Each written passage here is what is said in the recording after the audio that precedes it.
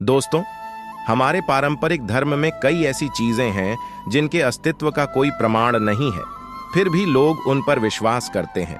हालांकि इसे कभी किसी ने नहीं देखा, लेकिन इनका उल्लेख प्राचीन धार्मिक ग्रंथों में मिलता है। आप में से ज्यादातर लोगों ने ऐसे कई विषयों पर लिखा और पहना होगा। उन्हीं में से एक है यमराज का यह जमाल, जिसका नाम धार्मिक ग्रंथों के अनुसार जमलोक है। दोस्तों, आज के इस वीडियो में मैं आपको इन्हीं लोगों के बारे में बताऊंगा, लेकिन आपको बता दें कि हमारी जानकारी धार्मिक ग्रंथों की पौराणिक कथाओं पर आधारित है। मैं तुम्हें वह सब बताऊंगा जो केवल गरुड़ पुराण में लिखा है।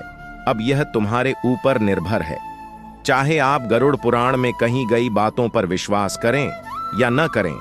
आइए जानते हैं कि यमराज के सुंदर मित्रों ने एक बार राजगुरु भगवान विष्णु से पूछा, हे भगवान, कृपया मुझे बताएं कि लोग कैसे दिखते हैं और कितने लोगों के रास्ते कैसे हैं वहां के बारे में बताओ। इसके अलावा हे भगवान, लोग किसी भी पाप और किसी भी अच्छे काम के प्रभाव से चौंक जाते हैं। उत्तर में राजगुरुदेव की ओर से भगवान विष्णु ने कहा कि जो पक्षी इस गाय का क्षेत्र है उसकी लंबाई 86,000 योजन है। मैं आपको बताता हूं कि योजन दूरी मापने की सबसे पुरानी विधि है, जो आज के समय की तुलना में लगभग 12 किलोमीटर लंबी है। गायों के देवता से कहते हैं कि जंगल का रास्ता मानव जगत के मध्य से होकर गुजरता है। भगवान विष्णु ने गाय देवता को समझाया कि यमलोक का मार्ग पिघले तांबे और जलते लोहे के समान है, जिसे देखकर आत्मा कांप उठती है, और उस मार्ग की भूमि जलती हुई अग्नि के समान प्रतीत होती है। इस मार्ग में न तो कहीं किसी वृक्ष की छाया है और न ही कहीं जल है। असह्य शीत से पापी आत्माएं कांप उठती हैं। पाप कर्मों में लिप्त होकर आत्माएं उस मार्ग पर आती हैं और कोरोना की धुन में जमैका से अपील करती हैं। भगवान विष्णु कहते हैं, जिसने पाप किया है उस पापी आत्मा को इस मार्ग पर लाया जाता है, इतना कष्ट दिया जाता है।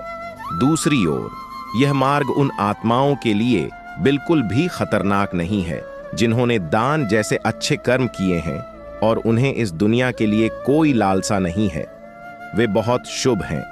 इस मार्ग से पूर्ण आत्माएं जाती हैं जिन्होंने पृथ्वी पर रहने के लिए जो कुछ भी दिया है। वे इस मार्ग पर आते हैं और उन सभी चीजों को प्राप्त करते हैं। गरुड़ पुराण में यह भी कहा गया है कि इस मणि का निर्माण विश्वकर्मा ने किया था, विश्वकर्मा की कठोर तपस्या से।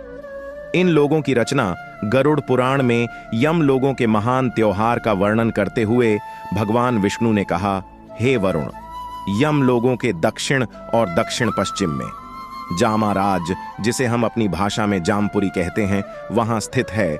जामाराज की आज्ञा के बिना जामपुरी के इस वज्र में प्रवेश करना असंभव है। राक्षस क्यों यमराज की आज्ञा के बिना देवता भी वहां प्रवेश नहीं कर सकते।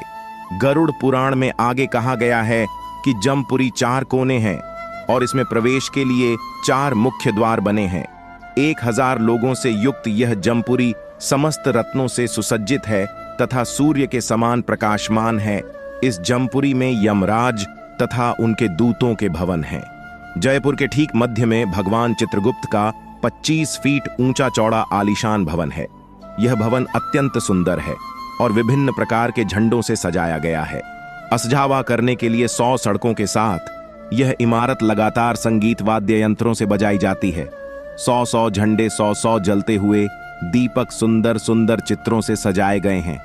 इस इमारत की सुंदरता में मोती और रत्नों से बना एक दिव्य सिंहासन है, जिस पर भगवान चित्रगुप्त विराजमान हैं। सभी प्राणियों के पाप पुण्य की गणना करता है और उन्हें कर्म के रूप में फल देता है। मित्रों, जमपुरी में चित्रगुप्त का महल पूर्व दिशा में तथा असुख बिसुख का भवन दक्षिण दिशा में है। अपच और भूख पश्चिम दिशा में रहते हैं और बाकी सभी रोग के कीटाणु उत्तर दिशा में रहते हैं। जी हाँ दोस्तों, गरुड़ पुराण कहता है कि रोग एक प्रकार की योनि है जो भगवान के आदेश के अनुसार मानव शरीर में प्रवेश करती है, और गरुड़ पुराण के अनुसार लोग बीमार हो जाते हैं। वहीं गरुड़ पुराण के अनुसार इन्हें यमराज का यमदूत कहा जाता है। चित्रगुप्त और अन्य दुग्ध भवनों के बारे में बात करने के बाद भगवान विष्णु और लक्ष्मी ने अजगर को यमराज के भवन के बारे में बताया। इस जमपुरी में यमराज भवन सोने के समान चमकता हुआ अत्यंत आकर्षक है। 500 पार निर्मित यह 1000 स्तंभों वाला भवन विभिन्न प्रकार के रत्नों तथा 100 ध्वजाओं से सुसज्जित है। इसके साथ ही यमराज के भवन के साथ साथ यमराज की सभा और यमराज के सिंहासन पर भी सैकड़ों घंटियां सुनाई देती हैं, जिसका वर्णन गरुड़ पुराण में कहीं है, जो गरुड़ पुराण के अनुसार भगवान विष्णु यमराज का मंदिर है। उन्होंने कहा, इस मंदिर में शंखों की ध्वनि और ठंडी हवा चलती रहती है। कांटे रहित फूल वाला पेड़ इस मंदिर की बढ़ती है, सभी आए। यमराज की इस नगरी में 2 तरह का होता है पानी। 10 लोग ही बोलते हैं पवित्र शब्द। धर्मराज स्वयं नीले बादल के समान सिंहासन पर विराजमान रहते हैं। यमराज के सिर पर अत्यंत आकर्षक मुकुट होता है। इस मंदिर में अप्सराएं और गंधर्व उनकी सेवा करते हैं। गरुड़ पुराण के अनुसार इस मंदिर में यमराज की सभा भी होती है। यह मिलन चालन कभी झूठ नहीं बोलता, शांत स्वभाव का है। व्रत, पूजा और अच्छे कर्म करने से ऐसे बच्चों को ही यमराज की इस सभा में भाग लेने की आज्ञा मिलती है। जब ऐसे बच्चे यमराज की इस सभा का हिस्सा बने तो धर्मराज ने स्वयं उन संदेशों का स्वागत किया और उनकी सराहना की। उन्हें पवित्र आत्माओं के साथ मित्र माना और उन्हें सिंहासन पर बैठने की अनुमति दी और चंदन से पूजित उन पवित्र आत्माओं को नमस्कार किया और उसके दूध के बारे में कहा, हे बुद्धिमान दूतों, मैं उन सभी को अत्यंत श्रद्धा से नमस्कार करता हूँ। वे सभी मेरे लोक से होकर ब्रह्मलोक में जाएंगे।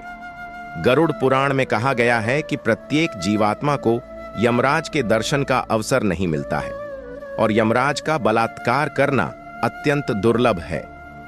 यमराज की इस सभा में चित्रगुप्त सहित कई महान ऋषि मुनि भी उपस्थित हैं और इस प्रकार भगवान श्री हरि विष्णु ने गरुड़ पुराण के अनुसार यम लोगों का वर्णन किया है।